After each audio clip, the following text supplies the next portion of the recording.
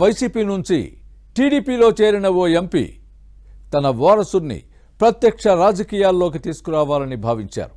Parliament ఎన్నికల్లో పోటీ చేయించాలని ప్లాన్ చేశారు. కానీ మారిన రాజకీయ సమీకరణాల్లో సిట్టింగ్ ఎంపీనే బరిలోకి దిగక తప్పలేదు.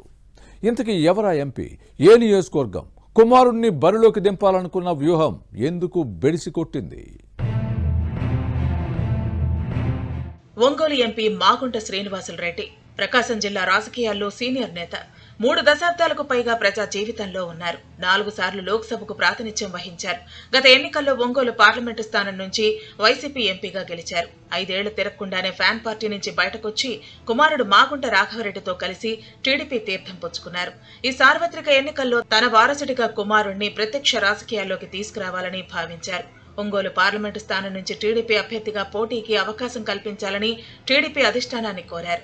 మొదట ఒప్పుకున్న తెలుగుదేశం హైకమాండ్ ఆ తర్వాత మాగుంట శ్రీనివాసులరెడ్డి వైపే మొగ్గు చూపింది. ఇందుకు కారణం లేకపోలేదు. వైసీపీ బలమైన అభ్యర్థిని బరిలో దింపింది. తిరుపతి జిల్లా చంద్రగిరి ఎమ్మెల్యే చెవిరెడ్డి భాస్కర్ రెడ్డిని ఒంగోలు పార్లమెంటు సీటు నుంచి పోటీ చేయిస్తోంది. దీంతో మాగుంట రాఘవరెడ్డి అభ్యర్థిగా సరిపోరని భావించిన సైకిల్ పార్టీ అధినాయకత్వం శ్రీనివాసులరెడ్డికే టికెట్ ఇచ్చింది.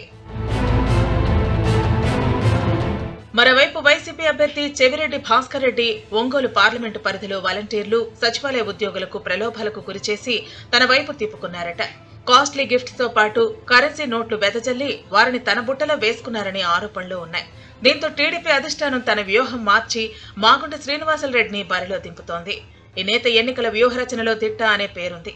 ప్రత్యర్థుల ఎత్తులను చిత్తు చేసే సత్తా ఉందని చెబుతారు. వైసీపీ యుక్తులు, కుయుక్తులను ధీటుగా ఎదుర్కొంటారని భావించి సీటు ఇచ్చింది తెలుగుదేశం అధినాయకత్వం. ఈ ఎన్నికల్లో అడ్డదారులు తొక్కేందుకు వైసీపీ రెడీగా ఉందనే ప్రచారం జరుగుతోంది.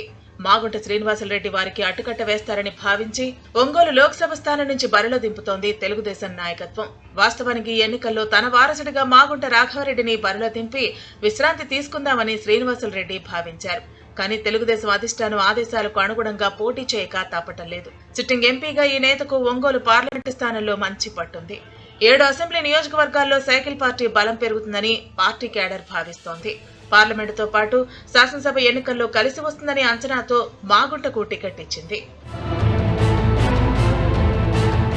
ఒంగోలు లోక్సభ సీటుకు టీడీపీ అభ్యర్థిగా మాగుంట శ్రీనివాసులరెడ్డి పేరును ప్రకటించిన తర్వాత వైసీపీలో కన్ఫ్యూజన్ నెలకొందనే చర్చ ప్రకాశం జిల్లా రాజకీయ వర్గాల్లో సాగుతోంది. మాగుంట రాఘవరెడ్డి పోటీ చేస్తే తమ పని సులువవుతుందని ఫ్యాన్ పార్టీ భావించింది. కానీ శ్రీనివాసులరెడ్డి పోటీతో వైసీపీకి టాస్క్ టఫ్ గా మారిందనే టాక్ నడుస్తోంది. తెలుగుదేశం వైసీపీ అభ్యర్థులు హోరాహోరీగా పోరాడుతున్నారు. వ్యూహ ప్రతివ్యూహాలతో ముందుకు సాగుతున్నారు. దీంతో ఒంగోలు పార్లమెంటు సీటులో రాజకీయాలు వేడెక్కుతున్నాయి. మున్ముందు అవి ఏ మలుపు తిరుగుతాయో చూడాలి మరి.